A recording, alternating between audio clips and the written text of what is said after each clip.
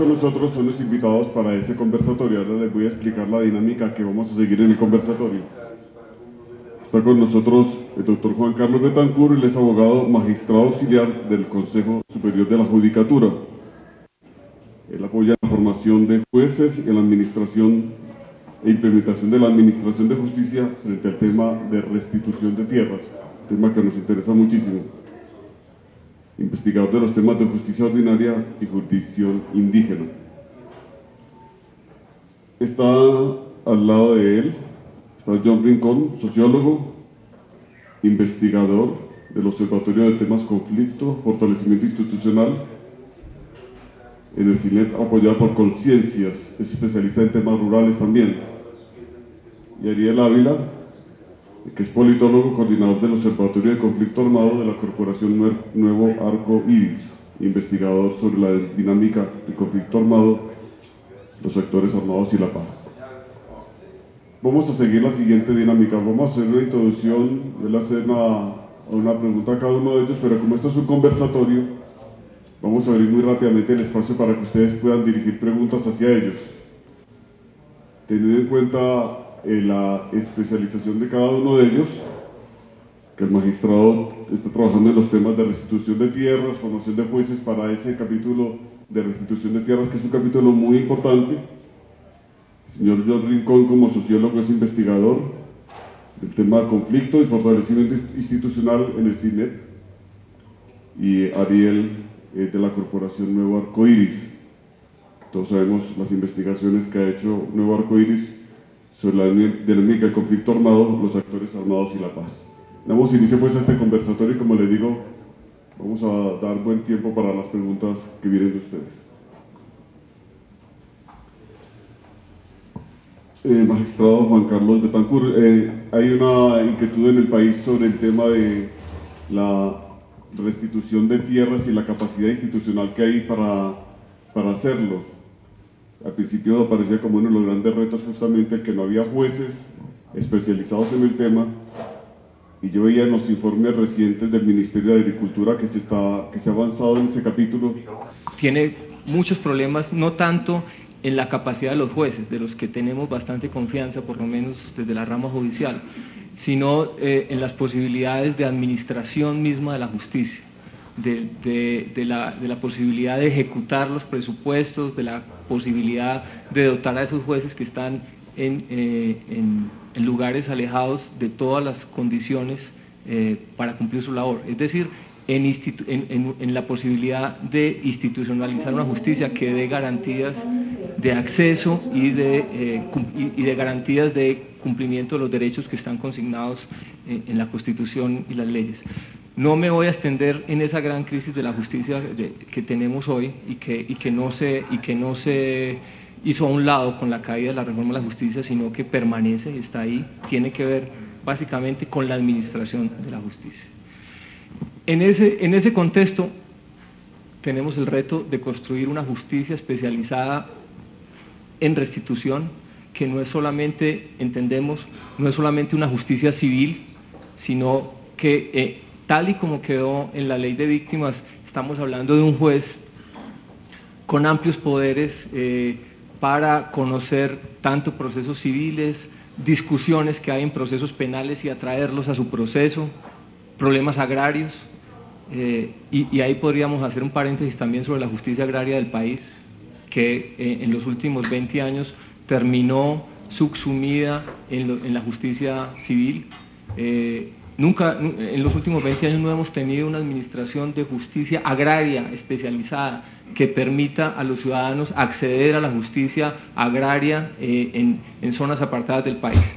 Por el contrario, lo que hicimos en los últimos 20 años, y tiene que ver con parte de la crisis de la administración de justicia, tiene que ver con la crisis también del acceso a la tierra, es que los campesinos, los indígenas y los afrodescendientes no tuvieron la posibilidad de ir a jueces agrarios durante los últimos 20 años. Decía que ese juez en el que pensó la sociedad colombiana, el Estado, en el debate de la ley de víctimas, con todas sus limitaciones de participación y con todas las limitaciones que tiene como instrumento legal, plantea un juez que, si uno lee los artículos, es un super juez. Es un juez que puede cancelar contratos de exploración, es un juez que puede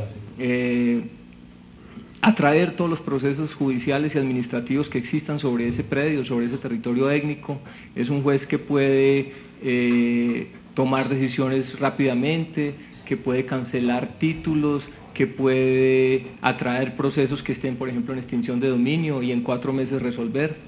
La gran pregunta es si ese juez, en esos 4 meses, en una administración de justicia como la que tenemos hoy, pues tiene esas posibilidades. ¿Qué estamos haciendo desde este despacho coordinador del tema de la restitución? Primero, un proceso de capacitación con estos primeros 23 jueces que están ya operando en las regiones y con 15 magistrados que están en este momento en 5 salas en Medellín, Bogotá, Cali, Cúcuta y Cartagena, que están ejerciendo desde febrero o marzo de este año. Y con ellos estamos haciendo un proceso de capacitación en temas de derechos humanos, principalmente en derechos fundamentales. Creemos desde el despacho coordinador de la restitución que esos jueces son ante todo jueces constitucionales y jueces de derechos humanos. Aspiramos que estos jueces no tengan como marco de referencia para el cumplimiento de su función el Código Civil, que ha sido precisamente el código utilizado para el despojo durante el siglo XX y lo que va del siglo XXI. Nosotros creemos que es de la mano del Código Civil y de las leyes ordinarias que precisamente se ha hecho el despojo. La apuesta entonces es que estos jueces tengan una capacidad de interpretación constitucional pro víctima, que tengan la capacidad de interpretar marcos de derechos humanos. También nos imaginamos que no sea un juez ordinario que se encierre en sus 4 paredes. Yo creo que todos ustedes han tenido, no sé si relaciones directas con los jueces, que hay veces es tan difícil, bajo el aura de la independencia, de la autonomía judicial. No nos imaginamos unos jueces y magistrados metidos en sus 4 paredes administrando justicia, sino que estos jueces tendrían que tener, además de una formación y un criterio en derechos humanos, una gran capacidad de relacionarse con movimientos sociales, con la iglesia, con academia y poder interpretar los contextos locales concretos. Buena parte de lo que ellos tienen que decidir no está en los códigos, buena parte de lo que ellos tienen que decidir no quedó en la ley de víctimas, buena parte de lo que ellos tienen que decidir, y tal vez la parte mayor, está relacionada con una lectura de contexto de la dinámica del despojo y de la dinámica que utilizaron los victimarios para hacerse para ocupar violentamente, para invadir, para hacerse a predios y territorios étnicos durante estos últimos 20 años. Y bueno, digamos, ese es como lo que nos imaginamos de ese juez. Segundo, paralelo a eso también quería contarles quería decirles que la restitución no es la panacea. La restitución por sí sola no va a cambiar el mundo rural colombiano. El tema de la inequidad del mundo rural colombiano desborda el tema concreto de la restitución. La restitución será uno de los elementos necesarios para democratizar el acceso a la tierra, pero no va a ser el único, ni puede ser el único. Va a ser necesario una mirada mucho más amplia, no solo desde la rama judicial, sino desde el Estado y la sociedad colombiana para hacer frente a esa gran inequidad que permanece hoy en el campo. No por ello es extraño que el primer punto en la mesa de negociación sea el desarrollo rural. Yo lo dejo hasta acá. Gracias, ha sido una muy buena introducción al tema. Yo a usted lo vi muy preocupado cuando se habló del Código Civil y noté así como preocupación suya en ese tema. Me gustaría que nos comente usted cómo ve desde ese observatorio donde usted está, desde ese seguimiento investigativo que ustedes hacen en CINEP, etcétera. ¿Cómo ve usted esta relación de institucionalidad, despojo, conflicto? Si nos puede hacer una presentación muy breve para introducir la conversación. Bueno, buenas tardes. Muchísimas gracias, monseñor, y a los directivos de Pastoral Social que nos invitaron a este espacio. Pues sí, monseñor, hice caras porque de entrada, pues yo no soy abogado, no soy de formación abogado, pero comparto varias de las apreciaciones que estaba haciendo Andrés, Juan Carlos, sobre este tema, pero hay una cosa complicada en principio para el tema de la restitución que estaría efectivamente relacionada con la tipificación del concepto de despojo, porque penalmente es tipificado el robo o el hurto, pero no el despojo como tal, y resulta que el despojo hecho de forma legal pues no aparece como un robo. Yo tengo que demostrar incluso que hubo falsificación y que hubo incluso hasta una empresa para desarrollar ese proceso de despojo, y el despojo hace parte en sí mismo definido como proceso. La acción de quitarle la tierra no es el fin último que se persigue, porque eso termina siendo un instrumento a través del cual se van a realizar otros propósitos que pueden ser del orden económico, político o incluso hasta de control social. Y si no hay la capacidad, un poco en esa perspectiva que estaba planteando Juan Carlos, de que la sociedad mire eso de otra manera, no simplemente como el robo de una propiedad, ahí vamos a tener dificultades en la medida en que la sociedad debería pensar es en recomponer el tejido socioterritorial que se erosionó con las acciones de violencia. ¿Qué significa eso de recomponer el tejido socioterritorial? No se trata solamente de que se restituyan los vínculos entre personas, se trata de que se restituyan los vínculos entre personas y espacio, entre personas y territorio. Y eso es una cosa trascendente porque lo pone a uno en el plano del ordenamiento territorial de la propiedad, por ejemplo, que es algo que difícilmente va a alcanzar a hacer la ley de restitución, en tanto efectivamente es una pieza complementaria de la política del desarrollo rural, pero no es, y ni siquiera el desarrollo rural, del desarrollo económico nacional, ¿cierto? Y ahí empieza uno a encontrar muchas dificultades. Frente a lo segundo, que preguntaba en términos de la institucionalidad local, el despojo y el mismo tema del desarrollo, pues creo que hay grandes retos para la sociedad colombiana en sus distintos niveles. Creo que este no es un reto únicamente del Estado en abstracto, del gobierno en abstracto, sino que a nivel local sería absolutamente importante que uno pudiera generar un espacio de conversación para ver qué tipo de Estado necesita construir. ¿Cómo se lo imagina? O sea, creo que eso es fundamental. Si es el Estado del puesto de policía, de la iglesia y de la alcaldía, ok, ¿cómo se expresa eso institucionalmente? Teniendo por delante las necesidades de la población que está asentada en ese territorio y en segundo lugar la aspiración de bienestar, desarrollo, buen vivir que quiera tener esa población. De cara específicamente al tema agrícola, por ejemplo, habrían muchos retos en la medida en que en los últimos años esta sociedad y particularmente los gobiernos privilegiaron beneficiar a un sector de la sociedad rural, fundamentalmente grandes empresarios, de tal suerte que para yo poder pensar en la institucionalidad y en las tareas que debería cumplir, tendría que pensar qué papel va a jugar, por ejemplo, el campesinado dentro de esa sociedad local y dentro de esa sociedad nacional, y si en esa política o en esa perspectiva de bienestar, buen vivir o desarrollo, también tienen lugar indígenas y negros.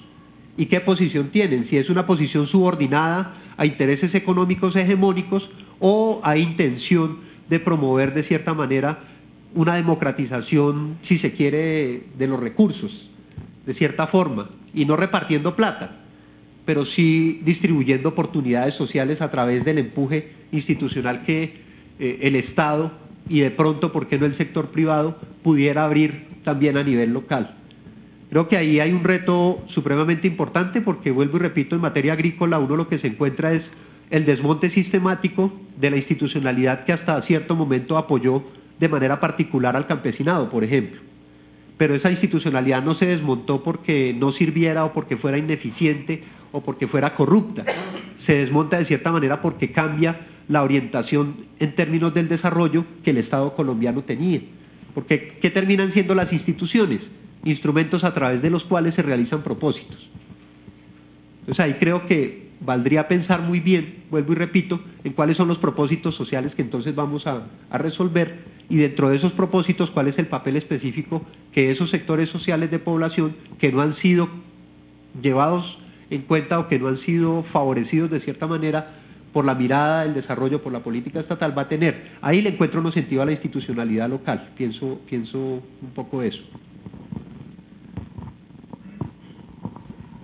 Ariel, te hemos visto muchas veces en la televisión con los informes de Arcoiris.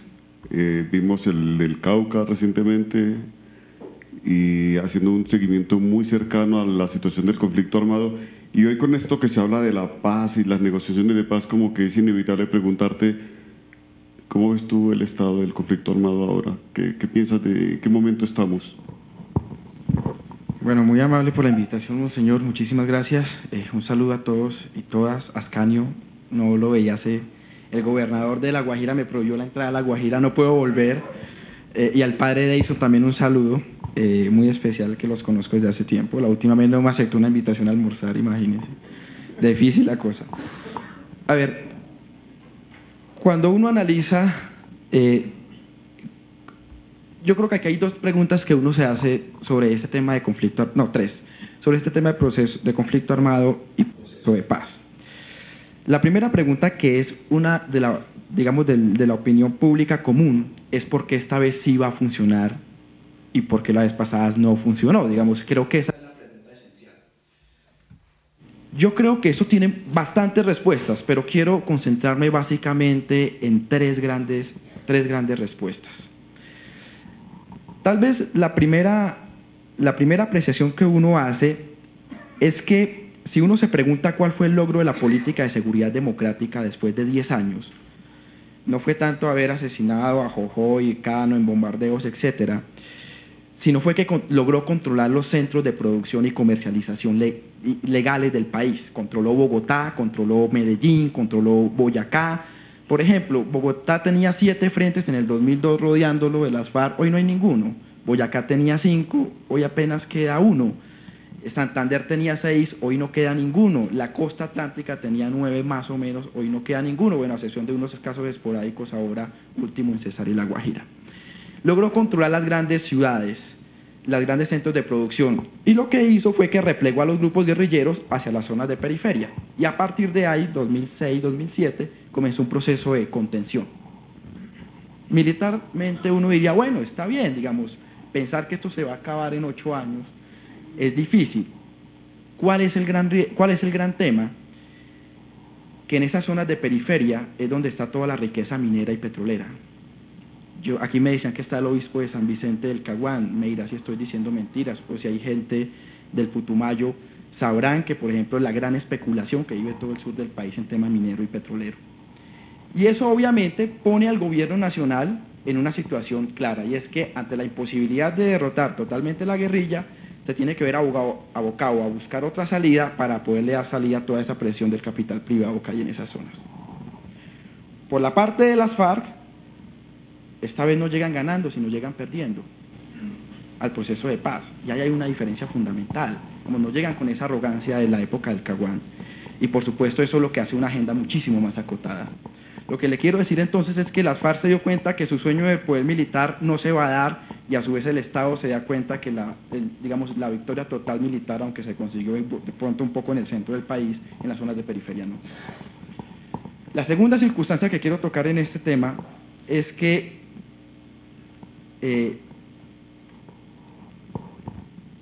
en las zonas de conflicto lo que a mí me queda, digamos, después de haber recorrido tanto el país en los últimos meses, es que la gente está cansada del conflicto. O sea, yo esta vez sí veo un cansancio muy fuerte de la población civil.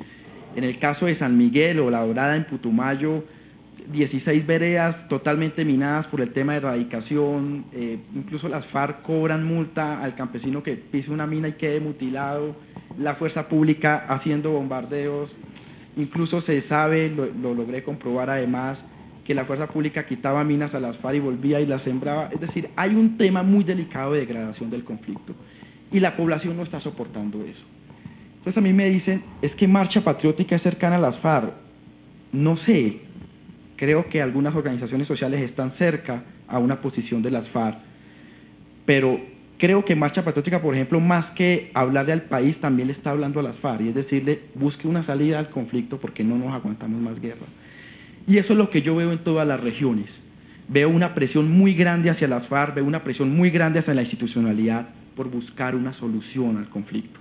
Y creo que ese es otro de los cambios fundamentales que hay, que esta vez por qué puede funcionar. Y si usted le suma el tema de la imposibilidad de la victoria militar de uno y del otro, una presión social en zonas rurales, no en zonas urbanas, desgraciadamente, para el tema de la paz, sencillamente se llega a la conclusión de que esta vez la paz es la primera opción y no es la segunda opción, como era en el Caguán. En el Caguán las FARC se dedicaban a fortalecerse, sí, pero el gobierno tuvo mucho que ver en el desastre de lo que pasó en el Caguán. Nunca combatió el paramilitarismo, eso se expandió, ustedes creo que lo vivieron o lo han analizado. Pero esta vez es la primera opción. Y el tercer cambio fundamental que yo veo en temas de conflicto tiene que ver sobre todo con un sistema internacional de derechos humanos, digamos una Corte Penal Internacional, un sistema interamericano de derechos humanos y un mundo político bastante diferente que hace ver digamos, la lucha armada ya no tan viable como se hacía ver hasta hace poco. Esos tres factores considero yo que son el eje fundamental de lo que va a explicar. Sin embargo, le ruego que me regale 5 minutos, porque quiero complementar lo que han dicho aquí los dos compañeros míos que están en el panel. Yo creo que el gran problema sobre la tierra en Colombia no es ni bueno, sí es el despojo, sí es el Código Civil, sí es la ausencia de falta de justicia, digamos, de jueces agrarios, procuradores agrarios, que eso lo acabó. Pero el gran problema sobre la tierra en Colombia tiene que ver con unos conflictos que hay sobre uso del suelo, en términos muy generales. Y esos conflictos del uso del suelo se manifiestan en 4 temas. Digamos. Obviamente un tema tiene que ver con el acceso a la propiedad. Históricamente, aquí, yo se lo preguntaba la vez pasada a Ricardo Sabogal, el director de la Unidad de Restitución, y yo le decía, mire, cada vez que se ha intentado una reforma agraria, termina en contrarreforma agraria. O sea, hay 4 intentos, y los 4 intentos terminan en contrarreforma agraria. Entonces yo le dije, ¿y cómo vas a hacer para que esta vez no sea así? Entonces, no, me sacó otra vez que va a crear una institucionalidad, que tal, que la inversión de la carga probatoria. Yo le decía, todo eso se intentó, o sea, el Plan Nacional de Rehabilitación, ¿qué fue lo que no hizo? La reforma agraria del 68, eso, o sea, si usted compara lo del Plan Nacional de Rehabilitación o la Alianza para el Progreso, es un esfuerzo igual de monumental al que estamos haciendo. Y ese acceso a la propiedad, sobre todo, se manifiesta en que históricamente el Estado colombiano, y ustedes me van a decir si estoy diciendo mentiras, se construyó a partir de la delegación. Aquí el Estado colombiano delegó todo en las regiones. Por ejemplo, Fedegan cuenta cuántas cabezas de ganado tiene ellos mismos se cuentan. El Estado no es capaz de contarlos. Las mineras cuentan cuánto exportan y así pagan las regalías, no hay quien vigile eso. Y aquí se delegó, por tanto, el tema de la propiedad privada a las élites regionales. Y ahí es donde está el gran debate, un primer gran debate. Usted va a hacer una reforma agraria, un tema de desarrollo rural, y los afectados son los que están gobernando, los que están cogobernando. Yo me pregunto, John, ¿será que los Araujo y los Géneco en Cesar van a dejar que les quiten las tierras? ¿Será que Musa Besaile y el ñoño Elías van a dejar que en Córdoba les quiten las tierras? Ok, primer tema. Segundo tema, tiene que ver con el propio modelo de desarrollo. Miren, en Putumayo, yo no sé si aquí hay alguien de Putumayo, si hay, acá. ¿Padre? ¿De qué? Bueno, padre, yo estuve hace 2 semanas en... Padre Guzmán. Urbano, perdónenme. Estuve hace 2 semanas en Putumayo y me encontré con esto. Quiero que usted me diga si estoy diciendo mentiras. 1. Se habían entregado un poco más de 70 licitaciones de polígonos de explotación petrolera. Al lado donde hay un pozo petrolero, 5 kilómetros a la redonda, no se puede titular. Los campesinos no tienen acceso a la titulación y por tanto no tienen acceso a crédito. y lo tienen incluso, hay problemas, discusiones con el plan consolidación que está entrando, si pueden tener acceso a los beneficios de ese programa, porque no se puede titular porque la tierra es del Estado. Digamos, y en este momento, si usted compara ahorita, bueno, Puerto Asís, son más de 70 puntos que tienen esta dificultad. Igual pasa con el tema minero. Además, Putumayo está en ley segunda, que menos mal está así, hay unas zonas de protección. En Putumayo no hay propiedad, hay es posesión, o sea, ya la gente tiene una posesión histórica, el despojo no se ha podido rastrear, o sea, no hay escrituras, no hay nada. Y Putumayo acaba de ser declarado distrito minero a principios de año. Yo me pregunto, ¿y cómo van a hacer restitución acá? O sea, no pueden titular, no tienen la unidad de catastro y el modelo económico está hecho para quitarle la tierra a los campesinos. O sea, no sé cómo van a titular. El gran miedo mío es que, claro, aquí uno puede acudir a la ley 160 del 94, que es crear unas islas de reserva campesina, unas 14, que es lo que está planteando el gobierno, y lo demás dejarlo zonas de desarrollo empresarial. Son islas, o sea, no, el tema de la reserva campesina, llamémoslo como es el nombre, son islas para darle contentillo de pronto a la izquierda, a alguien que tiene sensibilidad social y mantener unos campesinos metidos en esas islas, no es más, digamos. Ahí el modelo de desarrollo no va para más. El gran miedo mío en este segundo tema es que usted incluso podría regresar la tierra, pero en cosa de 2 años el campesino va a vender la tierra porque el propio modelo se lo va a tragar. Tercer tema, tiene que ver con la propia finalidad de la ley de restitución y víctimas y restitución de tierras. Yo tengo una posición, padre, que no la comparte toda la corporación, monseñor, perdóneme, pero es la mía. La ley de víctimas no busca devolver la tierra. Eso es un valor agregado. La ley de víctimas busca es formalizar la tierra y que esa tierra formalizada entre al mercado. Entonces, lo que buscan es darle la tierra, ojalá que haya sido al que le despojaron, pero si no, pues que a que sea, y que ese campesino o terrateniente entre al mercado y rápidamente vende esa tierra. Y les quiero decir una cosa, yo, magistrado auxiliar, le quería decir esto, a ver ustedes cómo me ayudan en este tema. Yo estuve en Montes de María y fíjense ustedes que, bueno, no, están invirtiendo la carga procesal, la unidad de restitución está llenando los formularios, etc. Está bien. Y yo encontraba 3 empresas con un pool de abogados de 14 abogados versus unas víctimas que no saben ni cómo funciona la ley. Yo digo, por más que inviertan la carga procesal, víctimas que no tienen para salir de San Onofre a Cartagena, 3.000 pesos, 4.000 pesos que vale el pasaje, ¿cómo vamos a lograr nosotros esa restitución? O sea, hoy, parafraseando a los militares que se me pusieron bravos una vez que les dije eso, hoy la guerra contra las víctimas no va a ser física. Bueno, sí, han matado y van a asesinar unas víctimas más, hay que protegerlo. Pero la gran guerra contra la restitución va a ser jurídica, va a ser una guerra jurídica, que yo la estoy viendo en Montes de María, que yo la estoy viendo en el Valle del Cauca. Y ante eso, ¿qué se está haciendo?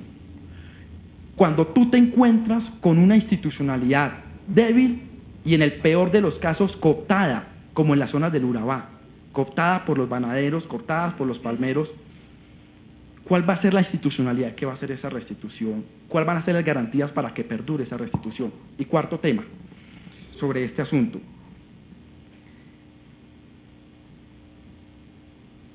Colombia necesita, además de lo que está formulado en los 5 puntos de la hoja, digamos, la hoja de ruta para el proceso de paz, Colombia necesita 3 reformas muy grandes, que menos mal, o no sé si no dependen del proceso de paz, pero que nosotros que hacer. Nosotros necesitamos hacer una reforma agraria, de verdad, digamos, la ley de restitución no es una reforma agraria, en el mejor de los casos es devolver tierra, digamos, no va a ser una reforma agraria, nosotros sí que la necesitamos.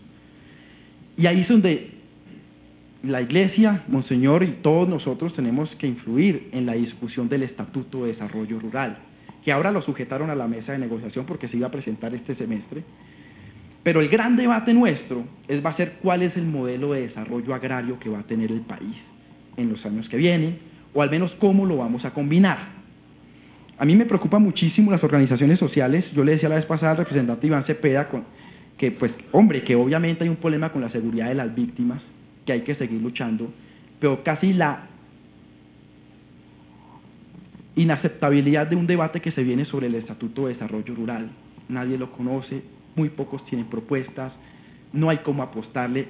Y ese modelo de desarrollo económico va a ser el meollo del asunto para saber cuál va a ser el futuro del campo colombiano.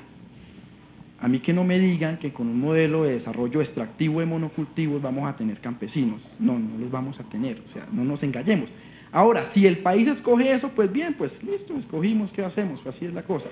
Pero ese es el gran debate y el movimiento social que yo veo creo que no está preparado para el debate, no conocen los avances del Estatuto de Desarrollo Rural, las víctimas no conocen la ley de víctimas. Incluso hay un tema muy delicado. Si usted suma las organizaciones de víctimas, te dan más o menos 1 millón de víctimas y fueron 4 millones de desplazados. ¿Dónde están los otros 3 millones? Muchos no están en organizaciones, hay que irlos a buscar a las regiones. Y con el miedo que hay, pues no se van a afiliar. Yo, por tanto, y no estoy siendo pesimista, yo soy muy optimista con el proceso de paz, soy muy optimista con el proceso de restitución. Yo creo que muchos consideramos que el debate es bastante simple, yo creo que es muchísimo más complejo. Y el gran debate, vuelvo y repito, va a ser el tema de desarrollo rural. Señor. Hablaste de 3 reformas. Hablaste de la reforma agraria y si, en una palabrita de cada una muy breve para abrir. 2 reformas más. Hay que hacer una reforma aquí a la educación. Aquí nosotros tenemos un apartheid básicamente. A mí que no me digan que un bachiller salido de Quibdó de Chocó es igual a uno salido del norte de Bogotá. Aquí cuando hacen concursos, esto va para los jueces también incluso, en los jueces es igual, en la procuraduría es igual. Cuando se hacen concursos, los mejores calificados vienen a las zonas del centro del país y los peores calificados se van a las peores zonas, incluso no aceptan, entonces a dedo escogen cuál es el profesor o cuál va a ser el magistrado o cuál va a ser el juez. A dedo. Eso hay que reformar. Nosotros no podemos tener una desigualdad en eso. Y la tercera reforma, que eso es un debate duro, pero hay que darlo públicamente, es que nosotros necesitamos una reforma a las fuerzas militares. Lo de Rito Alejo del Río, lo del general Montoya, lo del general Santoyo, hacen ver que es con urgencia que la necesitamos. Gracias, muchas gracias a ustedes 3. A ver, John, ¿vas a complementar? Es que se me ocurre un poco que es importante, a partir de lo que está refiriendo Ariel, distinguir por lo menos dos problemas grandes de la sociedad. Hasta podría uno decir que finales de los años 80, el problema fundamental que se disputaba era la tierra y la propiedad fundamentalmente de la tierra. Y casi que uno podría decir que Colombia hasta finales de los 80 tuvo una herencia grandísima de lo que podría uno llamar conflictos agrarios. Y los conflictos agrarios estructurados fundamentalmente a la disputa de 3 cosas. Una, la propiedad de la tierra, sí, efectivamente. La otra, el uso, y la otra, el acceso a la tierra. A veces esas 3 cosas coinciden, pero incluso ahorita para mucha gente ya la propiedad no es fundamental, porque puede acceder a través del arrendamiento. La cosa está a tal grado que un resguardo indígena o un consejo comunitario puede seguir siendo el titular de la propiedad de la tierra, pero resulta que el uso está en manos de otro por contrato, sea firmado por coacción o no, pero está en manos de otro, y no se tiene gozo ni usufructo de eso que es mío, de esa propiedad. Alrededor de eso, después se organizaron otros conflictos de orden laboral, y entonces ya esos problemas que tienen que ver netamente con el tema de la tierra terminaron involucrados con problemas de orden laboral en grandes plantaciones, y eso también pasó a ser parte de los conflictos agrarios, y incluso los tenemos ahora con los corteros de caña en el 2008 y con los trabajadores de los cultivos de palma o de banano en otras regiones del país. O sea, son problemas que siguen estando en la sociedad. Alrededor de eso después se le colgó el problema del poder local. Y en su conjunto esas cosas constituyeron los problemas agrarios. De cierta manera, hasta hace muy poco, el desarrollo económico del país se soportó con base en el desarrollo de la agricultura. Y la agricultura jugaba un papel fundamental para el desarrollo económico nacional, de suerte que todos esos conflictos había que resolverlos porque, o si no, estaba en problemas la economía nacional. Eso hizo que dentro de una lógica del desarrollo en la que la sustitución de importaciones, la economía nacional era importante, la agricultura fuera importante, el campesinado fuera importante, en tanto de cierta forma era un problema social y político que potencialmente se iba a relacionar con el conflicto armado. Pero eso se quiebra en los 80s, sin que esta sociedad hubiera resuelto los conflictos agrarios. Entonces, esa es una primera cosa, creo que importante, porque no es lo mismo pensar un problema de propiedad de tierras a lo que viene a suceder después en los 90s. En los 90s, ¿qué sucede? Ya la economía no está, incluso a finales de los 80s, ya en el caso colombiano la economía no está soportada en la agricultura, se diversificó la producción económica, petróleo, exportaciones no tradicionales, entraron a jugar, pero aparece de cierta manera, por poner en otros términos, una nueva ambición. Y aparecen mercancías que antes no estaban. Y eso hace más complejo el asunto por lo siguiente. De esa época para acá, el aire empezó a ser importante como mercancía, lo que se llaman bienes no transables, es decir, que yo los puedo vender y exportar, pero los tengo que consumir en el sitio. Entonces, ¿qué se puede consumir en el sitio, pero qué se puede comercializar en el mercado internacional? La cultura, el agua, los recursos naturales en general, y ahí la idea de comercializar con recursos ambientales, con cultura y con otros elementos hacen que el problema ya no se concentre solo sobre el tema agrario, sino que la ambición se centre sobre el territorio en su conjunto. Y ahí se resignifica el tema del desarrollo y se empieza a hablar ya no del desarrollo agrario, sino del desarrollo rural, y ahora se habla del desarrollo territorial y de que toca incorporar a las regiones en esa política del desarrollo, porque ya no me tengo que preocupar solo por el tema de la agricultura, sino por toda la mercancía que el territorio ofrezca, siendo la población una de esas mercancías. ¿Sí me explico? Y aparece el tema del desarrollo rural territorial, por ejemplo, como un elemento fundamental. Se refuerza por las crisis económicas mundiales y otra serie de fenómenos ahí supremamente importantes, la demanda de oro, que entre otras no es solo una demanda económica, sino también una demanda del modelo de sociedad moderna que tenemos, de la tecnología. Para sostener celulares, computadores, todo esto necesita oro también, y otra serie de metales. Entonces, ahí lo que quiero significar fundamentalmente es que se transforma también la lógica del desarrollo, por eso cambian las políticas y por eso cambian las instituciones y aparecen otros conflictos.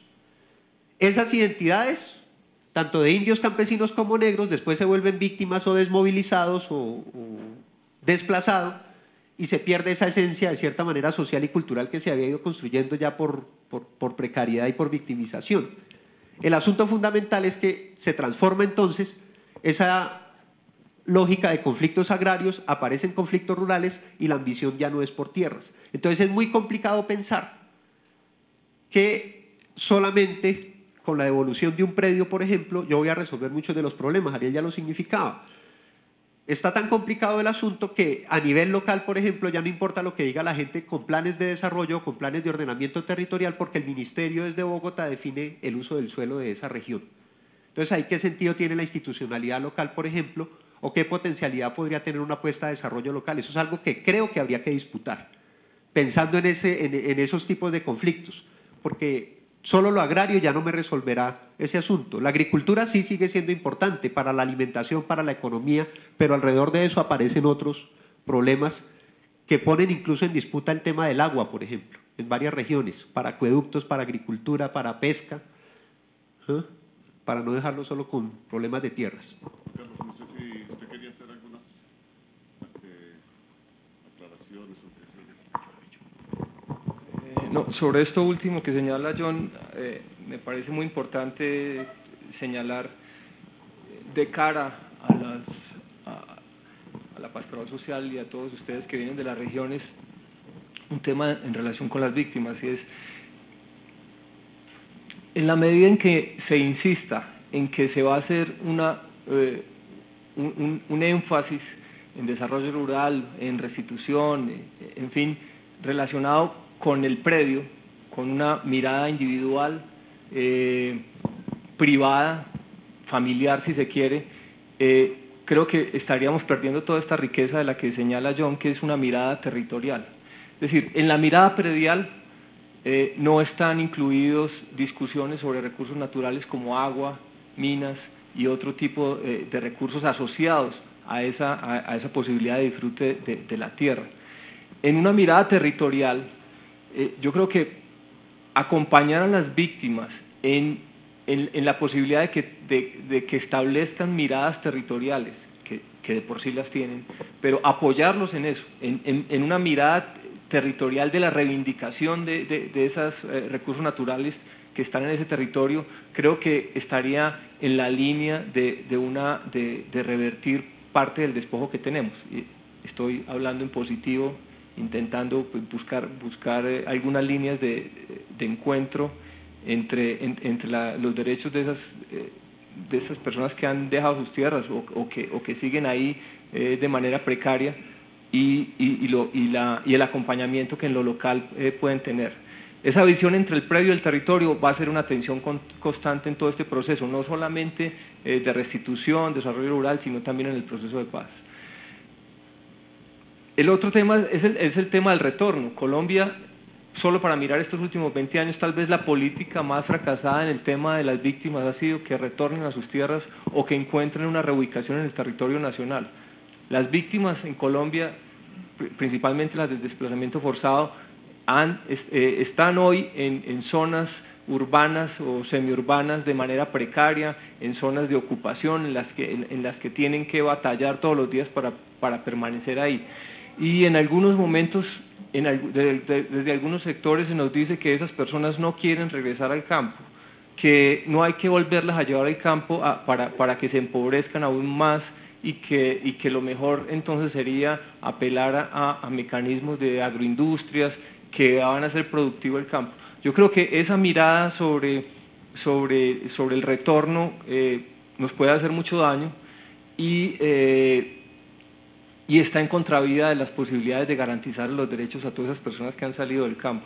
Y frente a un tema que señalaba Ariel, que es muy importante, es, sí, precisamente estamos frente a unos campesinos que salieron de sus tierras sin títulos de propiedad. El Ministerio de Agricultura calcula, creo que el IGAT calcula que cerca del 40% o 50% de los campesinos no tiene títulos de propiedad, están en posesiones, están en ocupaciones en baldíos, son arrendatarios, son no propietarios, pero el retorno tiene que ser con toda esa gente, no solamente el que tiene un título sobre su propiedad, tiene que ser también aquellos que tenían alguna ocupación legítima sobre el territorio, tenían una modalidad de arrendamiento, de tenencia, o simplemente no eran propietarios y trabajaban donde el vecino.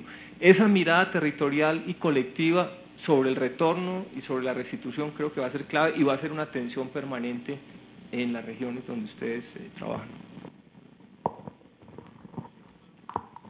Muchas gracias a nuestros tres expositores. Ahora quiero abrir el espacio. Vamos a tener un tiempo limitado para preguntas, pero si quiere usted ayudar a coordinar lo de las preguntas, por favor, levantamos la mano, decimos la jurisdicción y el nombre y hacemos la pregunta.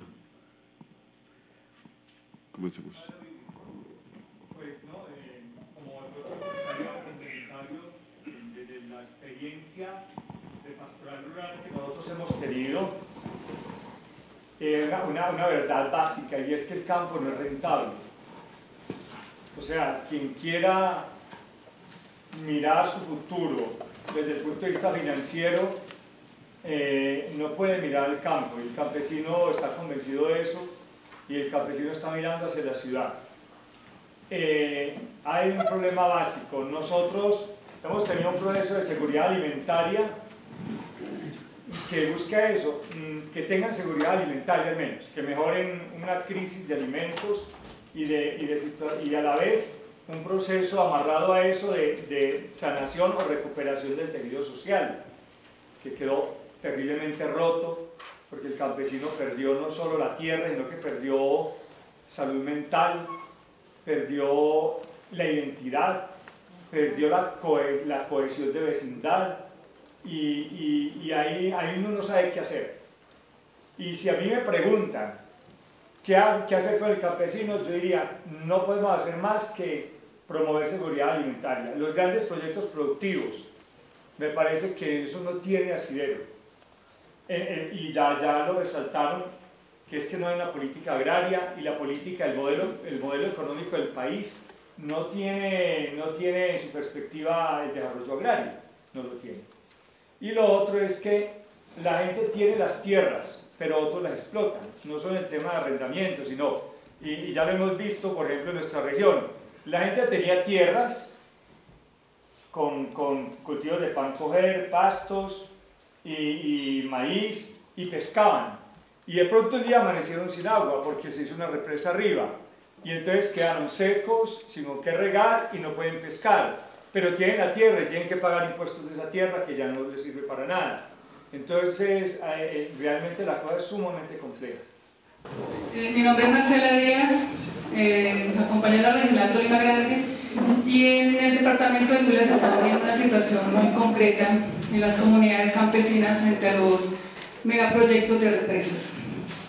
Ante esta situación hay una discusión y es, bueno, todo lo que ustedes han hablado, pero hay una pregunta que surge con lo que ustedes nos están iluminando, y es cómo ante el tema campesino de la tierra, la amenaza de posibles inundaciones y despojos de sus territorios se convierte, o sea, no en una explotación de recursos, sino en una amenaza de los medios de vida. Nosotros hemos empezado a hacer una lectura frente a eso, de que los recursos naturales, cómo se pueden leer no como recursos, sino como medios de vida, que son los que realmente las personas sienten que se les está perdiendo cuando llegan estos proyectos. La pregunta sería, ¿qué podemos hacer como comunidad del Putumayo, sabiendo que ahí inicia el pulmón o el inicio de la Amazonía y fue una reserva natural, para que lo declare el distrito minero y la problemática que trae la explotación de minas en torno a la cordillera y la contaminación especialmente hídrica de las fuentes de agua donde se abastecen casi todos los municipios del medio Putumayo? Una de las grandes angustias que ha tenido Monseñor Jorge desde que llegó a la diócesis es el tema precisamente de las hidroeléctricas, diócesis de Santa Rosa de Osos, concretamente el EPM. Y ahora vimos todavía, porque una ONG de Ríos Vivos, creo que se llama, tiene la gente allá en un paro muy complicado que tenemos allá en la diócesis. Nos gustaría que nos hablara un poquito de ese tema del manejo del agua, que es de las grandes riquezas que tenemos, y también de cómo algunas de estas empresas están comprando las pequeñas fuentes de agua para acueductos y explotar, y la gente no puede ni siquiera ya comprar el agua para sí mismo y para sus pueblos. Me gustaría que nos hablara un poco de eso. Al tema actual que estamos viviendo en el país, de los diálogos de paz, con toda seguridad, perdón, soy de la diócesis de Quibdó, Luis Carlos Hinojosa.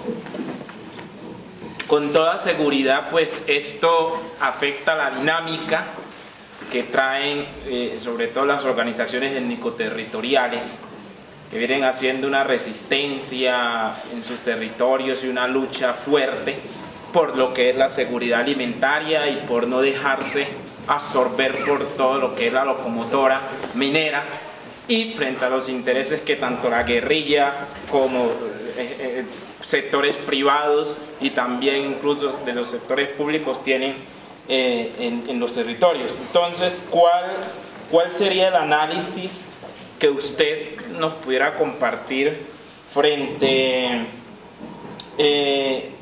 a lo que puede venir de aquí en adelante con esta nueva coyuntura?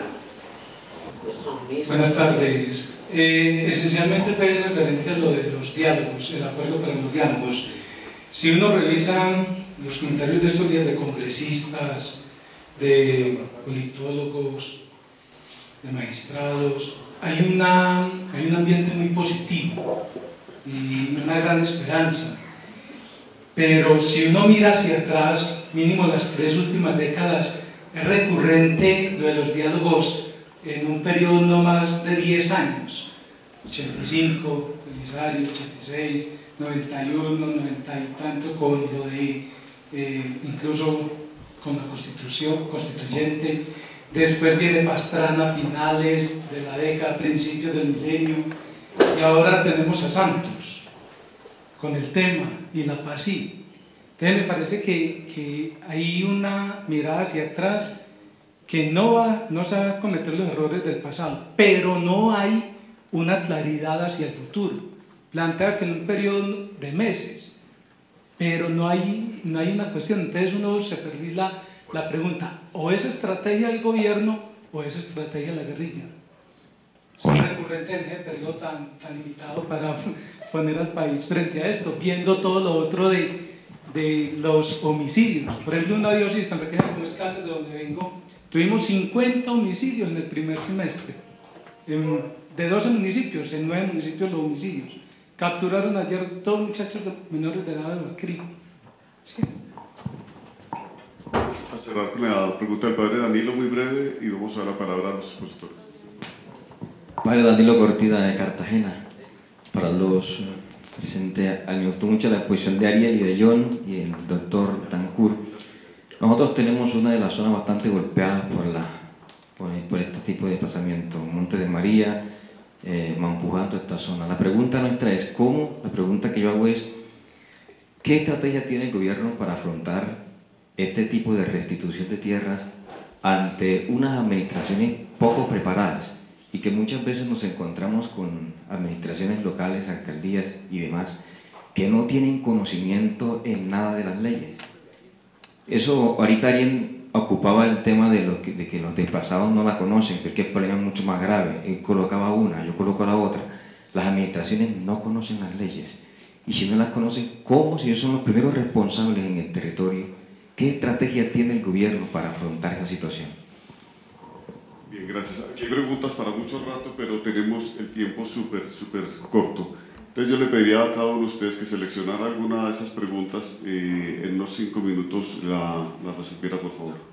Sí, va a tocar así porque esa es la cuestión. Ariel, comience usted, por favor. Bueno, mire, yo me concentro solo en 2 cosas muy rápidamente, porque hay otras de las que no sé, como el padre Pompilo que me preguntó de lo del agua. Desgraciadamente no sé el tema, creo que John sabe más. Lo primero, el tema de lo que va a ser, por ejemplo, lo que pregunta el padre Julio sobre Putumayo y sobre el distrito minero y qué hacer sobre este tema. Yo creo que el modelo económico, y esto es fatal lo que digo, pero el modelo económico que tenemos no se va a echar para atrás. Digamos, esto es lo que tenemos y con esto es lo que vamos a trabajar y vamos a convivir el resto de la vida. Lo más importante que tenemos que hacer, yo considero que son 3 cosas. Lo primero es que las comunidades, organizaciones sociales mineras, pequeña minería, organizaciones campesinas, conozcan las leyes, porque no las conocen. Y el Estado no lo va a hacer, digamos, por la incapacidad, por la limitación burocrática que tiene a nivel local. Y creo que aquí ustedes pueden jugar un papel muy importante. Lo segundo es acompañar la movilización social. Digamos, como estamos obviamente en un contexto de conflicto armado, siempre se habla de infiltración de uno, del otro lado, pero la movilización social es normal en democracia, y yo creo que hay que acompañarla. No hay que tenerle miedo a la democracia y hay que hacerla. Y lo tercero que pueden hacer ustedes, que de pronto no lo podemos hacer arcoíris, ni puede hacer nadie, y que últimamente lo intentó hacer el PNUD, diría yo con pocos resultados, es la vocería. Mire, yo admiro el papel de los padres, de los obispos en las regiones. Todo el mundo los respeta y todo el mundo los escucha.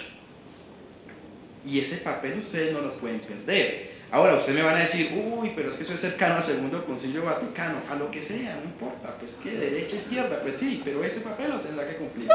Segundo, ¿qué viene de el padre que me pregunta aquí, Luis Carlos, de la diócesis de Quito? ¿Qué viene? Mire, yo soy muy optimista con este proceso de paz, pero sé que no va a ser fácil terminar un conflicto de 50 años, pues por eso llevamos 50 años, si no ya lo habríamos terminado. Yo creo que podemos hacer un análisis de 3 escenarios muy posibles que pueden venirse. Si logramos hacer un acuerdo lo suficientemente amplio y que se cumpla, vamos a tener un posconflicto violento. Yo creo que vamos a tener posconflicto. Yo me pregunto, el padre Julio en Putumayo, una vez salgan las FARC del Teteyé, el corredor Puerto Vega-Teteyé, por ejemplo, ¿quién va a quedar con esas zonas de cultivos? No va a ir el Estado allá. O sea, ahí va a haber un posicionamiento de nuevos grupos, vamos a tener un posconflicto, pero hay que hacer un diálogo lo suficientemente amplio, darle capacidades a esta gente que se salió de la guerra para que lidere esos procesos regionales.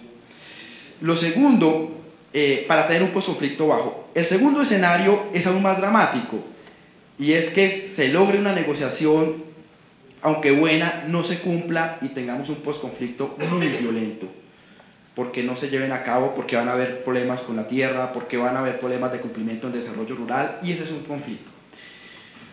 O el tercer tema sería pues no apostarle a la paz y desangrarnos otros 15 años, y yo les quiero decir una cosa. Yo le tengo miedo a la paz de vencedores, o sea, donde hay uno que vence, esa paz es terrible, sino que lo diga Perú de Alberto Fujimori, o que lo diga la Honduras, o que incluso lo diga Guatemala. Yo creo que la mejor paz es una paz dialogada, y esta última paz de vencedores sería muy problemática. Para empatar un poco con esta última reflexión que hace Ariel, creo que es importante identificar que las FARC o las guerrillas no son el único agente generador, o más bien no son el único agente que usa la violencia y la violencia organizada. Ahí creo que esta sociedad tiene un problema mucho mayor, porque el vacío que deje las FARC en las regiones, ¿quién y cómo lo llena? ¿Y a favor de qué intereses? Ahí creo que hay una complicación muy grande, porque si esta sociedad no le abre oportunidades ni a los guerrilleros de las FARC en caso de que se reinserten, ni a los jóvenes que no tienen futuro ni en la ciudad ni en el campo, pues no se van para la guerrilla ya, ni para los paramilitares, se van para otra cosa, para la delincuencia común, y uno no sabe qué es peor ahí para una sociedad. Si un actor armado organizado que canaliza cierto ejercicio de la violencia, o la violencia indiscriminada de los 50 muertos en Caldas que decapitan y botan al río, o no sé. El tema del narcotráfico no se resuelve con las FARC. De hecho, hasta donde entiendo, las FARC terminan involucradas en eso, porque si no los narcos y los paramilitares le cogían vuelo y perdían el control en los territorios. O sea, ahí creo que la sociedad también tiene errores de comprensión frente a su misma realidad. Y en ese sentido también va a ser muy complicado pues tratar de uno jugarse la cabeza para mirar qué está pensando el gobierno y qué está pensando la guerrilla. Más bien deberíamos preguntarnos qué estamos pensando nosotros como sociedad civil frente a eso que está pasando. ¿Para qué? Para interpelar al gobierno y para interpelar a la guerrilla. Y ahí creo que la sociedad debe tener claro efectivamente el modelo del gobierno, el modelo de la guerrilla, pero ¿cuál es el modelo de uno? O sea, ¿qué carajos queremos nosotros hacer con este país? Y en eso soy más optimista que Ariel. Yo estoy absolutamente seguro que si uno logra fortalecer un gobierno local con una capacidad arrolladora, no porque pase por encima de los otros, sino porque la iniciativa y la capacidad de gestión que tiene logran resolver parte de los conflictos y juntar intereses en función de un propósito común, esos recursos se optimizan y empieza uno a generar condiciones de paz. Pero para eso se necesita movilizar gente, y no solo marchando, sino que se necesita movilizarla en pensamiento, se necesita movilizarla de distintas maneras. Y ahí creo que tenemos una carencia grandísima como sociedad, porque pareciera que estamos esperando a que nos lleven el pan para resolver los problemas. Y eso significa entrar a pensar en política, monseñor, pero no en política electoral, en política que ayude a conducir la acción social. Y ahí cuál es nuestra política en materia rural y cuál es nuestra política para lo urbano. Creo que eso hay que redescubrirlo, y para redescubrir esa política creo que es fundamental, por ejemplo, cambiar el valor sociocultural que se tiene sobre el campo. Claro que el campo no es rentable, padre, porque esta sociedad a punta de golpes me está enseñando que no, pero yo todos los días cuando me lleno la barriga pienso que sí. Y ahí creo que hay un reto grandísimo en términos culturales para que el papá campesino y la mamá campesina no le digan al hijo, mijo, no estudie para que no sea como yo. O sea, ¿qué tarea tenemos nosotros para recomponer ese valor sociocultural del campo? Y segundo, si nosotros queremos al campesino solo para producir comida. O resulta que es que el campesino tiene un valor sociocultural importante para esta sociedad y esta sociedad colombiana no puede vivir sin campesinos, sin indios y sin negros, porque es que esos somos. A menos que todavía queramos blanquearnos, ¿cierto? Y no reconocer lo que en esencia somos como sociedad. Y ahí entra otro tema absolutamente importante, porque con este modelo de desarrollo y con estas dinámicas de conflicto incluso que se están jugando, hay en conflicto, por lo menos de manera reciente, concepciones de territorio distintas. ¿Y por qué es problemático que haya concepciones de territorio distintas en juego? Porque para una empresa, a veces el territorio es un espacio que se puede ocupar y desocupar. Y es un espacio que no tiene relación con la gente, ni con los hechos sociales, ni con los acontecimientos. Y es peligroso pensar que el espacio se puede ocupar y desocupar, porque no importa entonces la relación que yo tengo establecida con el entorno. Los indígenas, los campesinos y los negros tienen otra concepción de espacio y de territorio, y ahí entran a jugarse las territorialidades, y lo mismo sucede a nivel urbano, ¿cierto? ¿Cuál es nuestra concepción entonces de territorio para ponerla a jugar en los proyectos y en las apuestas de desarrollo? Y la última, qué pena, monseñor, que me parece supremamente importante: el agua. Creo que hasta ahorita se sigue considerando que no genera riqueza, excepto si tiene petróleo debajo. Tanto el agua de los ríos, como la de las ciénagas y como la del mar. Dentro de esta transformación de modelo, el agua empieza a cumplir 4 por lo menos funciones importantes: para la generación de energía, para el transporte, porque sale más barato que el transporte aéreo, que el transporte por tierra, y para el consumo, nuevamente. Para el consumo en distintas, industrial, agricultura, y cada una de esas líneas desarrolla en términos empresariales y de gobierno políticas para poderla materializar. Entonces, en términos de energía, las hidroeléctricas, y son grandes hidroeléctricas. En términos de transporte, las acuapistas o las hidropistas, entonces la rehabilitación de ríos, y empiezan a escuchar en los discursos que el agua volvió a ser importante.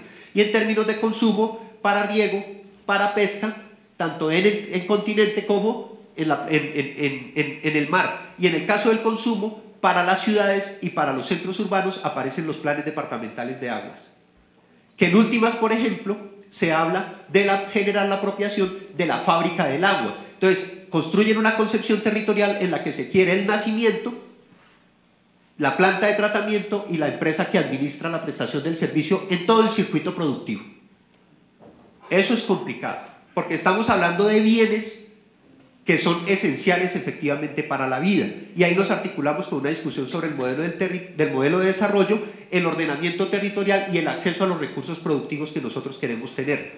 ¿Cómo hacemos para que esta sociedad, con la demanda de energía tan fuerte que tiene, resuelva ese problema sin pensar en grandes hidroeléctricas ni en los impactos que eso genera? Hay que ver la historia de Urra 1, Urra 2, la Salvajina, en las distintas regiones donde se desarrolló y los impactos que eso tuvo. Pero ¿cómo suplimos la demanda de energía?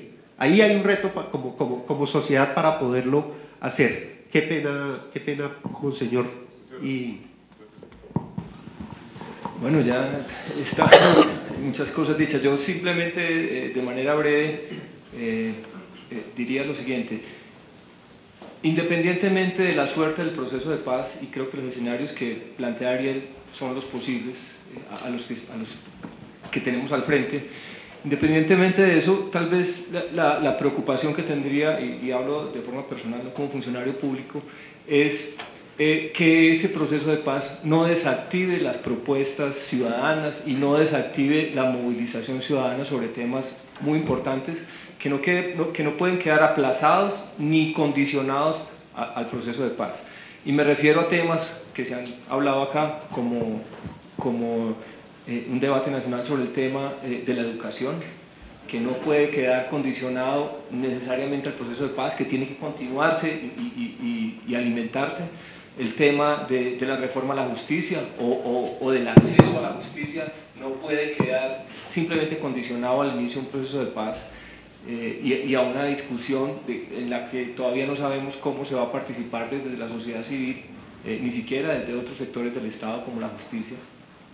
En temas como el agua también no puede quedar a la suerte de un proceso de paz, sino que tiene que mantenerse una movilización ciudadana. Sobre eso tengo preocupaciones de que ese proceso pueda desactivar esas líneas. Sobre varias de las preguntas que hay acá, que yo recogería dos rápidamente, la de Luis Carlos de Chocó, en torno a los consejos comunitarios, y señalaría lo siguiente: los consejos comunitarios tienen 20 años en el país, son un proceso no solamente jurídico, sino político y sociocultural de reconocimiento de esta sociedad sobre esas institucionalidades públicas afrodescendientes en la que estamos en deuda, y yo creo que todavía el país no le ha dado la suficiente importancia a esas entidades que son entidades territoriales, son autoridades en sus territorios, y de hecho no se han desarrollado varios de los capítulos de la Ley 70 que desarrollan las facultades que tienen esos consejos comunitarios, y me parece que ahí hay una línea que hay que, como iglesia y como pastoral social, apoyar y respaldar. Y segundo, el tema de los Montes de María. Estoy de acuerdo con que hay una gran cantidad de intereses sobre los Montes de María que vienen estructurando estrategias que soportan el despojo que se ha dado en esa zona del país, y que va a ser muy difícil para las víctimas pararse frente a empresas constituidas con pools de abogados muy importantes, respaldando, tratando de estructurar esa buena fe exenta de culpa de la que habla la ley de víctimas, y ahí pues estará uno de los grandes retos de la ley de víctimas, si se logra que las víctimas lleguen a esos procesos suficientemente respaldadas por otras organizaciones sociales y por el mismo Estado, y puedan demostrar la mala fe por la cual esas empresas llegaron a los territorios, estaríamos en el escenario que pensamos cuando se construyó la ley de víctimas. Si eso es al contrario, tal vez la ley de víctimas pueda ser instrumental también al despojo, y estamos en esa tensión. Eso no está resuelto, y será la implementación y la alineación que tomen sectores sociales y el mismo Estado en pro de las víctimas lo que defina ese punto. Muchas gracias. Bueno, agradecemos a los tres expositores por las ilustraciones que nos han dado. Ha sido un rato muy, muy importante para cerrar este día de reflexión sobre la realidad colombiana. Muchas gracias a cada uno de ustedes.